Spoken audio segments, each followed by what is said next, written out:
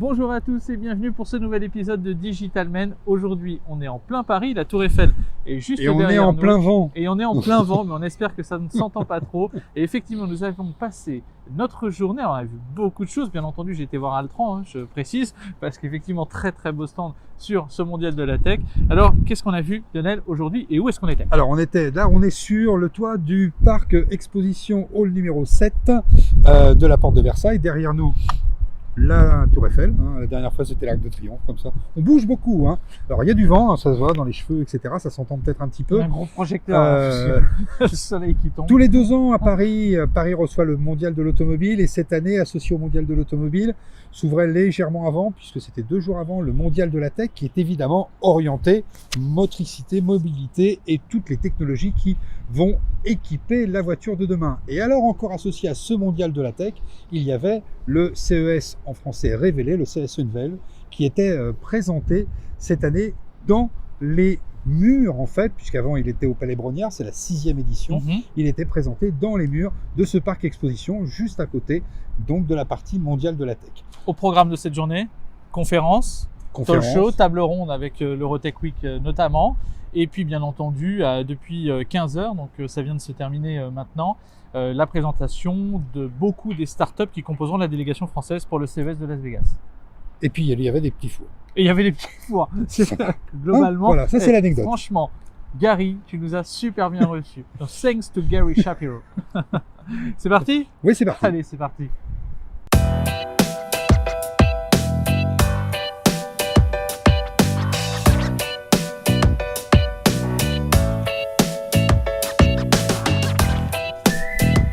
Donc nous voilà pour vous parler de tout ce qui s'est passé aujourd'hui et de ce que nous pouvons en retenir, à commencer par la tech et la mobilité. La tech et la mobilité.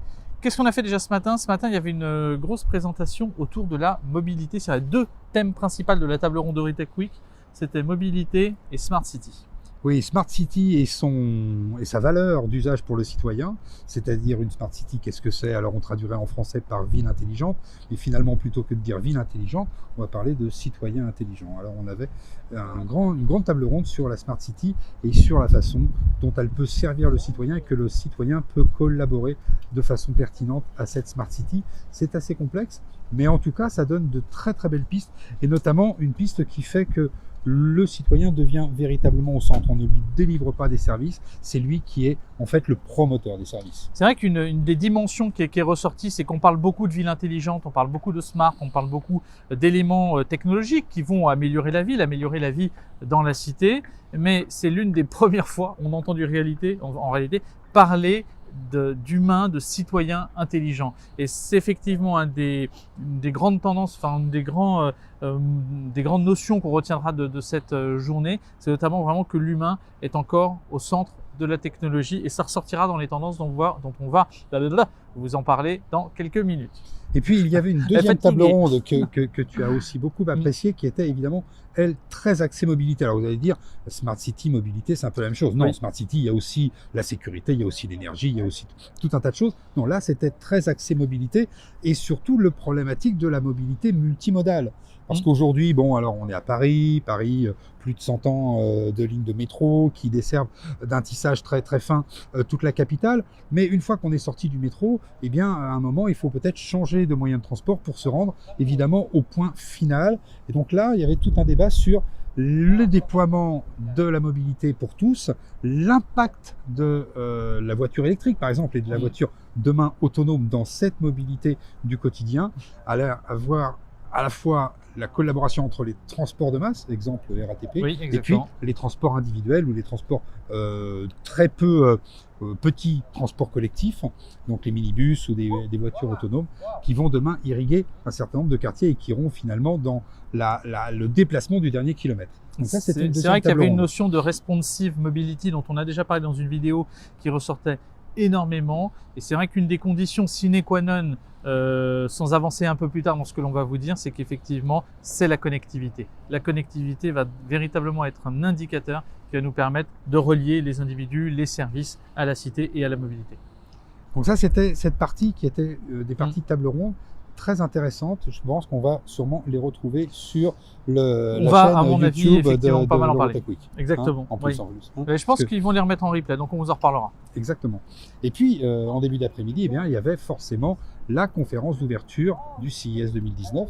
Exactement, avec Gary Shapiro, une multitude d'acteurs qui sont venus parler des grandes tendances de ce qui va composer 2019, ou plutôt des technologies sur lesquelles on va devoir compter, ou des chantiers auxquels on doit s'attendre. Et c'est vrai que dans l'ensemble des présentations qui ont été faites, il y a beaucoup d'éléments dont on va vous lister effectivement quelques notes que nous avons pu prendre. Alors un des mots-clés en tout cas qui m'est apparu intéressant, c'est la résilience. Oui, c'est-à-dire une... Je te lance la patate chaude alors que tu devais la lancer. Allez hop, c'est parti. C'est-à-dire une technique dont l'humain aura pris la dimension et qui sera à son service. Et là, c'est ce que l'on avait fait quand on vous avait parlé de Deep Tech, c'est-à-dire des technologies qui, de façon sous-jacente, vont délivrer un service dont le phénomène même technologique ne sera plus perceptible. Seul l'usage aura de la valeur et la technologie risque de se transformer en technologie d'adoption. Donc c'est là qu'on voit effectivement la capacité d'une technologie à être au service de l'homme dans les intempéries, dans les tsunamis, dans les attaques terroristes et tous ces éléments. Et c'est là-dedans effectivement, dans cette capacité de rebondir, que le mot-clé résilience est apparu dans un des schémas qu'a présenté Gary Shapiro. Alors après, bien entendu, il y a son VP, celui qui est spécialiste du Global Market and Studies et qui effectivement a présenté quelques grosses tendances qui nous sont apparues intéressantes et que nous retrouverons très certainement sur le CES 2019. Alors, il y aura évidemment un point phare sur l'intelligence artificielle, puisque l'intelligence artificielle, maintenant, ça y est, hein, vous la voyez dans tous vos foyers. On a vu qu'il y avait quelques millions déjà d'assistants intelligents qui avaient pénétré le marché français, et je pense qu'à Noël, il y en aura encore beaucoup plus. Donc, l'intelligence artificielle, point phare. Point phare parce que collectrice de data, utilisatrice de data et gestionnaire en fait de finalement tout un environnement de données qui vont nous permettre d'aller plus loin dans les services qui nous sont proposés. Alors c'est vrai qu'on parle de data age en plus parce qu'on serait rentré, enfin en tout cas on va rentrer d'ici 2020. Alors la data elle est là, on la collecte, on n'a plus de problème, sauf que 72% des entreprises ne l'actionnent pas. Et la data effectivement sera le cœur même de tout écosystème digital d'ici à 2020. C'est-à-dire qu'en gros, la connectivity était l'âge de la connectivité, c'était l'âge des années 2010, et puis les années 2020, ça serait l'âge de la data. Le data age, effectivement. Mais il nous a parlé évidemment aussi d'un autre point phare qui est quand même la 5G et de son déploiement prochain, puisqu'il y a déjà des villes américaines qui sont véritablement en test, et on parle pour les grands pays européens, à commencer par la France évidemment, puisque nous y sommes, de la fin 2019, début 2020. Donc la 5G qui est ville qui sera équipée. La pierre angulaire Totalement. de la communication inter-véhicule, inter-équipement, inter-service pour pouvoir générer de la vraie valeur d'usage pour le citoyen. C'est la clé fondamentale pour que la Smart City se développe véritablement, et c'est ce qui va nous permettre effectivement d'avoir des expériences 100% fluides et 100% sans irritant. C'est-à-dire que globalement, à partir du moment où l'information circulera, à commencer par les véhicules autonomes qui seront en grande partie, à mon avis, les premiers équipés. Mais ensuite, au-delà de tout ça, bien entendu, il y a toutes les notions de connexion entre appartements, entre immeubles, entre services. Et c'est vrai qu'il y avait une intervention très intéressante pour reboucler un petit peu sur ce matin d'une personne de Decapost qui a parlé vraiment de hub de connexion inter-résidence avec des points de contact récurrents sur le parcours des facteurs qui sont intéressants. La 5G, c'est bien entendu la fluidité qui va apporter tout ça. Et donc, la 5G qui va apporter la fluidité dans tout ça. Et cette 5G qui sera notamment exploitée par ce que l'on n'appellera plus Internet of Things ou Interoperability of Things, c'est-à-dire les IoT d'aujourd'hui, mais des Intelligent of Things, c'est-à-dire des objets véritablement intelligents. Exactement. Et c'est là qu'en fait toute l'IA, la connexion vont prendre une ampleur d'usage suffisamment intéressante et créer de la valeur.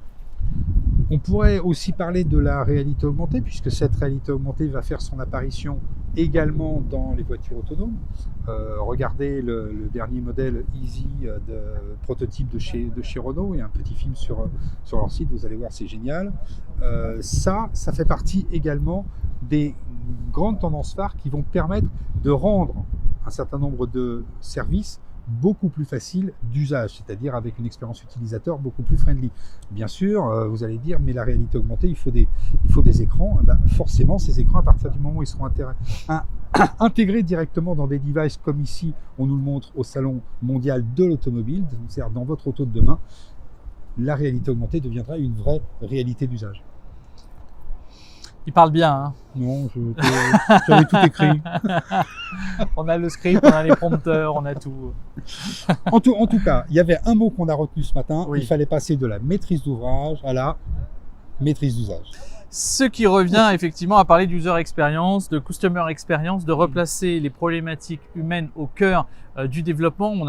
Le X by design, c'est-à-dire concevoir de manière totalement native un produit ou un service avec l'ensemble de ses composantes, que ce soit la sécurité, que ce soit bien entendu la stratégie d'acquisition marketing, que ce soit le dispositif relationnel fidélisant qu'on va mettre dessus, que ce soit le legacy by design, enfin tous ces éléments, on va nativement créer des équipes par champ de compétences de manière totalement transverse, et c'est ça effectivement la valeur d'usage et la maîtrise d'usage. Alors un petit résumé, puisque c'était déjà un résumé. Aujourd'hui, on est sur un salon qui est le salon mondial de l'automobile, donc un produit phare dans le déplacement et dans la liberté de l'humain depuis que les Henry Ford et compagnie ont popularisé ce type de produit. Eh bien, on voit que cette mobilité, demain, elle est au cœur de toutes les préoccupations, qu'elles soient partagées, qu'elles soient individuelles, qu'elles soient collectives, qu'elles soient massives. Eh bien, ça sera malgré tout le cœur des préoccupations parce que c'est elle qui pollue. C'est elle qui crée des embouteillages, c'est elle qui crée tout un tas d'inconvénients. Hein. On en a même parlé un petit peu d'Ouest ce matin, hein, oui, et du contrôle que pouvaient ne pas maîtriser les municipalités de la fluidité et de la circulation au sein de leur commune. Parce que Ouest, quand il trouvait qu'une petite route roulait pas si mal parce qu'il y avait personne qui la prenait, il envoyait tous ses Weather vers cette petite route. Bref, en tout cas, la mobilité, et donc forcément le symbole de la mobilité et de l'indépendance qu'est la voiture, était au cœur de toutes les discussions d'aujourd'hui et montre bien que la technologie aujourd'hui va se faire de plus en plus discrète pour que cette mobilité devienne de plus en plus efficiente. On parle d'une technologie diffuse, fluide et invisible. Parfait. Voilà, 3 mots pour terminer. Mais on a retenu quelques petites startups. On a retenu, oui, bon, on va vous faire quand même, on voulait vous faire le petit feedback quand même des 2-3 startups croustillantes. Alors certaines qu'on a vues, l'Into par exemple, dont on vous a parlé déjà au CES, revient l'année prochaine au CES 2019. Il y en a quelques-uns effectivement qu'on avait vu au CES, le Lovebox, on a revu à l'IFA. On ne sait pas si on va les revoir peut-être au CES cette année. Ça sera la troisième édition. Ce sera la troisième édition qu'on les verra. Mais enfin, il y a plein de petites startups qu'on a trouvées super sympas avec des produits déjà pour certains très avancés. Et vraiment encore plein d'étoiles dans les yeux. Alors c'était rafraîchissant et on vous en a listé quelques-unes qui nous ont bien plu. Alors moi je vais commencer par celui qui m'a longuement parlé sur un visualisateur de consommation électrique. Alors oui, le voilà le citoyen intelligent, c'est-à-dire celui qui, grâce à ce type d'idée, l'idée de base c'est quoi? C'est rendre visible ce qui est invisible. Votre consommation électrique, vous ne la connaissez pas, à part regarder la petite roue des anciens compteurs électriques. Maintenant, c'est plus comme ça en plus. Donc, il la rend visible. Ça s'appelle EcoJoko, alors avec E-C-O-J-O-K-O. Ils ont un site web, hein, vous pourrez le retrouver facilement. Ils sont en plein développement de leur première série. En tout cas, c'est rendre visible votre consommation et en même temps, vous donner des préconisations pour mieux l'économiser. Donc ça, c'est plutôt super sympa. Et l'objet est super sympa. Et l'objet, oui, c'est en cela qu'il est terrible. Parce que justement, il est sympa, il est compréhensible par vous, adultes, mais aussi par des enfants. C'est-à-dire que tout le monde peut voir la consommation d'électricité et peut voir aussi les préconisations que fait l'appareil. Ça, c'est plutôt bien. Alors moi j'ai adoré Foxy. Alors Foxy, pour ceux qui ont des enfants, vont tout de suite me comprendre. Quand effectivement vous levez la nuit et la première chose que vous allez faire, puisque vous avez entendu un bruit, c'est vérifier que votre enfant dort bien. Si vous en avez plusieurs, naturellement, vous faites le tour des chambres et donc au bout d'un moment vous apercevez que vous dormez moins ou vous dormez pas forcément sécure. En fait cet objet, c'est une petite chaussette et un boîtier que vous allez pouvoir mettre, alors pas le boîtier à côté, mais la chaussette sur un des pieds de votre enfant, et puis qui va vous permettre tout simplement de vérifier que tout va bien à distance et sans avoir à vous lever, qu'il respire bien, etc. Et ça, j'ai trouvé ça super sympa. En tout cas, les gars étaient habités par leur projet. Donc, effectivement, on essaiera d'aller le voir parce qu'il y avait beaucoup de monde un peu plus en profondeur en janvier. Oui, non, il faut dire que c'est pertinent. Puisque finalement, c'est pertinent. Je serai le premier acheteur. Voilà, soyons très clairs. C'est un vêtement, il est en permanence au contact de ton enfant, il peut capter sa température, etc. Enfin, tout ce qui est intéressant, effectivement. Et les remonter avec des systèmes d'alerte, etc. Et faire que les parents, finalement, vont commencer à faire de vraies nuits. Ça, c'est pas gagné, mais bon, Pas gagné. c'est pas gagné. Bon, on a croisé ProGlove. Alors, ils sont déjà dans le commerce, ils ont déjà travaillé avec un certain 2016, je nombre. crois, c'est ça. Oui, ils ont déjà travaillé avec un certain nombre d'entreprises type BMW, c'est-à-dire sur les chaînes de montage. C'est juste un système qui vous permet de façon extrêmement simple, sans aucune fatigue, pour un employé dans l'industrie ou dans la distribution, de scanner extrêmement facilement des codes barres ou des codes 2D. Donc ça se met au-dessus du gant, c'est extrêmement léger. Vous avez juste un petit contact à votre main et puis un produit qui vient par-dessus le gant et qui va scanner. Et évidemment, lui, il est relié à une base qui va récupérer les données. Et alors, c'est tout bénef pour tout le monde. Alors évidemment, l'opérateur devient plus productif, mais l'opérateur ne se fatigue plus avec des systèmes de douchettes qu'il doit organiser, etc. Ouais. Et puis, les systèmes IT, tous les responsables IT sont bien sûr preneurs parce que ça fiabilise toute la communication qu'il y a dans la captation de l'information jusqu'au stockage ou au débit des stocks, etc. Bref, ils étaient là surtout pour faire de la com, parce que c'est vrai que c'est une belle, c'est aussi beaucoup des journalistes qui sont là. Donc ils étaient là surtout pour faire de la com, mais en tout cas, le produit, super. Et puis c'est implanté chez quasi tous les grands distributeurs allemands. Naturellement, ils vont bosser très vite avec aussi également tous les Français, on le pense. Et puis, bien entendu, c'est 4 secondes, je crois qu'ils optimisent. Le temps de traitement d'un scan, c'est 4 secondes en moins.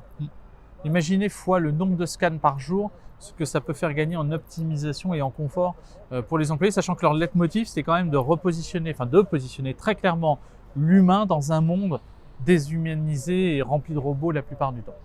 Tu voulais nous parler d'une imprimante 3D qui t'a tapé dans l'œil. Oui, exactement. Et dont le nom est la Stream.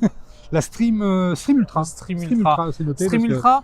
Alors, on n'a pas eu le temps de discuter beaucoup avec eux, mais on a trouvé effectivement leur approche intéressante, surtout parce que ça démocratise et ça rend accessible l'impression 3D rapide. C'est ça qui est surtout une imprimante 3D personnelle. Personnelle. À destination plutôt effectivement des particuliers. Et surtout, elle est absolument a priori révolutionnaire, et je suis pas encore un féru d'impression 3D ni une connaissance extrêmement fine sur ces sujets, mais on s'aperçoit effectivement qu'elle est multimatériaux par l'ensemble des matériaux que l'on peut effectivement printer avec, et puis surtout qu'elle est extrêmement rapide et qu'elle imprime de gros volumes. Donc voilà, donc on ira les voir très prochainement, mais en tout cas c'était, semble-t-il, révolutionnaire, et on les croit, eux aussi étaient habités par leur projet. Sinon, on a croisé un casque autonome, c'est-à-dire un casque sans fil, mais aussi 4G, qui peut aller vous permettre d'écouter votre musique à leur 10 heures, etc., et révolutionner soi-disant le son. On n'a pas pu trop entendre, mais c'était plutôt assez original. En tout cas, magnifiquement beau, très beau matériau. Ah, très beau produit. Grandiose. Voilà, très beau vous ne les portez pas dans le métro. Hein. Oui. En plus, ils sont assez gros, mais très beaux. Le Silent Space. Le Silent Space. On avait déjà vu des produits similaires l'année dernière et même encore l'année d'avant. Alors, on va voir ce qu'ils ont vraiment de spécifique. C'est un système de haut-parleur que vous mettez dans une pièce et qui émet un contre-son pour faire baisser finalement le bruit ambiant. Là, on est près du périphérique, capte le bruit, il émet un contre-son et vous n'entendez plus le bruit. C'est le système qu'il y a dans les casques pour pilotes de chasse ou les casques Bose de réduction de bruit. Donc là, pareil, on a écouté ce qui se disait parce qu'effectivement, il y avait aussi beaucoup de monde autour de leur stand. Donc là, pareil, ce seront les premiers qu'on ira voir quand on arrivera sur le Reka Park. Voilà, parce que en fait, tout ce petit monde va se retrouver. Ils nous ont annoncé combien? 1200? Oui, quasiment. 1200 exhibiteurs sur le Reka. 1200 startups prévues cette année au CES 2019, début janvier. Ça risque d'être donc un CES extrêmement dense, mais ô combien rafraîchissant comme chaque année, on l'espère, même si effectivement il y a pas mal de redites souvent entre les salons. Je pense très clairement que ça risque d'être un très bon CES encore une fois. En tout cas, ça sera un CES orienté client, parce que finalement, tous ceux qui arrivent, ils sont soit dans le domaine industriel, soit dans le domaine du privé ou de l'usage domestique, mais toujours avec le client au centre. Ceux qui n'ont plus vraiment le client au centre ou qui ne se sont pas associés avec des technologies qui leur permettaient d'avoir une véritable valeur d'utilisation, eux, visiblement, les verra de moins en moins. Le client étant effectivement le client final, le collaborateur, tout celui qui va être l'utilisateur final du produit, qu'il soit à destination des pros ou des persos. C'était effectivement une journée centrée finalement sur l'humain. Voilà, donc c'était Mathieu. C'était Lionel. À côté de du périph', on ne vous aura rien épargné parce que croyez-moi, ça circule. les flics, la totale, etc. On pensait pas qu'il y en avait autant. Alors là, alors la sirène, on y va. J'espère que ça vous a pas trop dérangé. Abonnez-vous à cette chaîne YouTube, bien entendu. Partagez et prêchez la bonne parole. Et on vous dit à très bientôt pour de nouvelles aventures autour du digital. Bye bye. Salut.